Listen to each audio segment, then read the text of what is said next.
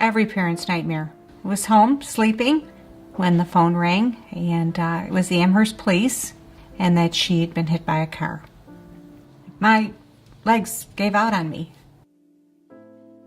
I got off of work and I went to get my daughter from the grandmother house.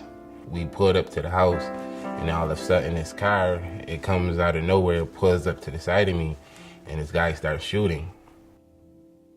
I was cycling, just riding along, and next thing I know, woke up in an ambulance. I was on my way to ECMC. I think that in a minute, anybody's life can change. And with trauma, you have the golden hour. You have to identify all the injuries, you have to treat them, and get the patient stabilized so that they survive. And it seems like it's chaos to everyone else, but it really is just amazing to watch. There's a lot of things that go through your mind then. And, you know, you're fearful. You don't know what to expect. You don't know what kind of care you're going to get. You got a bag on your face that's you're breathing air, and all you hear is noise. You just hear people and sounds. It's not like you can look around and see what's going on. You know, what you see the most is a bright light, and the bright lights of an emergency room are staring down at you. But then you look around and there's, 2 doctors, 2 nurses, other technicians doing things, and it's comforting. So you finally realize that, I'm in good hands. We actually thought she was already gone, and they were just telling us to come. I sustained a traumatic brain injury.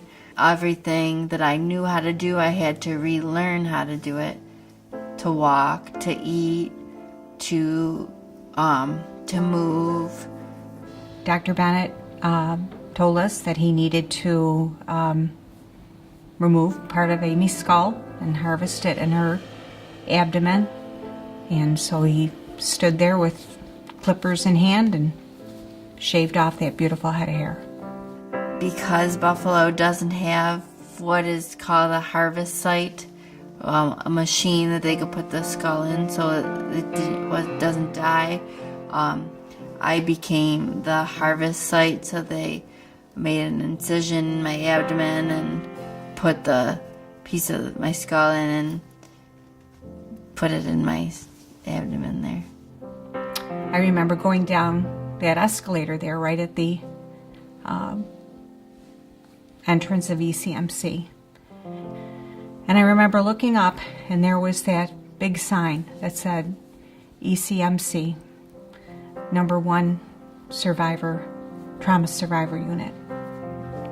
And truthfully, at that moment, I knew Amy was going to be okay, because she was in the right place.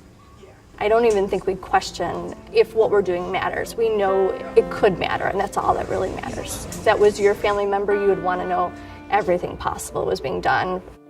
And I think we always are looking to do that. The worst feeling in the world is to hear the mothers cry.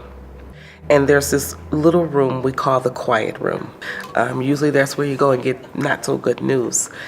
But the quiet room is right where the ambulance come in. So you have to go and really give this mom this news. Tell them that we're working on them, we're fighting for them, and there's 100 people standing around. We've used every corner, office, closet to develop into more treatment spaces, and we still are crowded. That is despite the fact that over the years a lot of people have said that would slow down. By midday, we have every room in the department full, and we have to start putting patients on carts in the hallway. As technology improves, there's more equipment needed, electronic documentation required computers, and the current department was not designed for that. Rooms weren't designed to hold families to be with their patients and the staff that are trying to work there. It's amazing to see how much improvement you can see in a patient in 24 hours with the intensive resuscitation that they receive both in the emergency department and in the trauma ICU. I was very appreciative of what they did, and it's just, they just know how to do it. They truly know how to take care of you at that trauma center. We are the community's trauma center.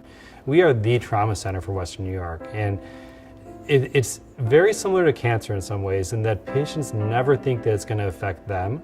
No one gets in their car to drive to work thinking that this is the day they're going to need a trauma center to help them survive an injury.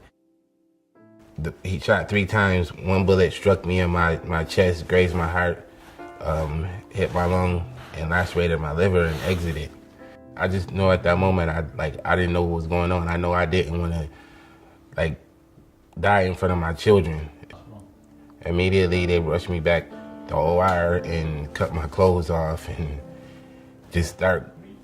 I just remember being in the room, the lights all around me, just a medical team looking at me and see where the bullet wound was and if it was still in me. And I just remember laying on that table please, Lord, I need to make it. I believe in what we do at ECMC so much that I bring my family there. I brought my mother to ECMC. She dissected her ascending aorta up to the carotid arteries, descending down to her iliac arteries. No one survives that. I brought her to ECMC and demanded that the paramedics take her to ECMC because if she was going to have a chance, I knew that ECMC would give her a chance. My mother is at home, taking care of herself in her garden. So I believe in ECMC. I believe in them enough to take my mother there. My doctor that handled everything, Dr. Bennett, I feel so close to him that I owe him something. I owe my life to him. And I still like to keep in contact with him here and there because I want him to see how well I'm doing and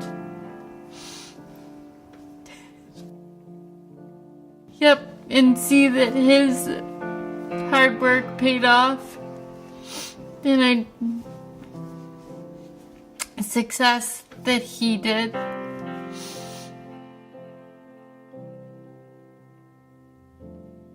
I had 6 people in the ER who didn't make it at the same time, which was an unusual day.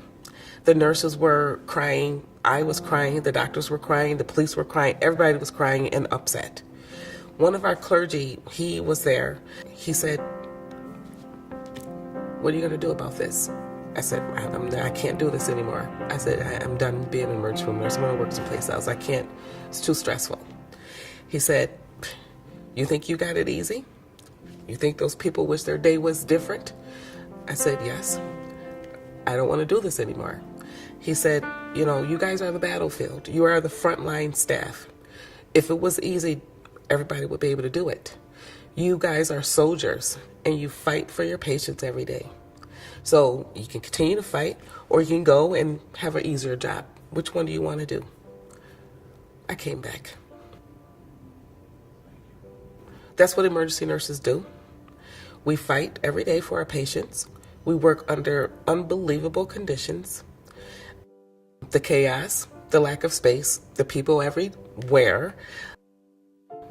And we come back and we do it again. It'd be nice to work in a good ER, a big ER with enough rooms, enough equipment, the right equipment, not have to shuffle people around and, put someone who expired in the back hall because I have another trauma.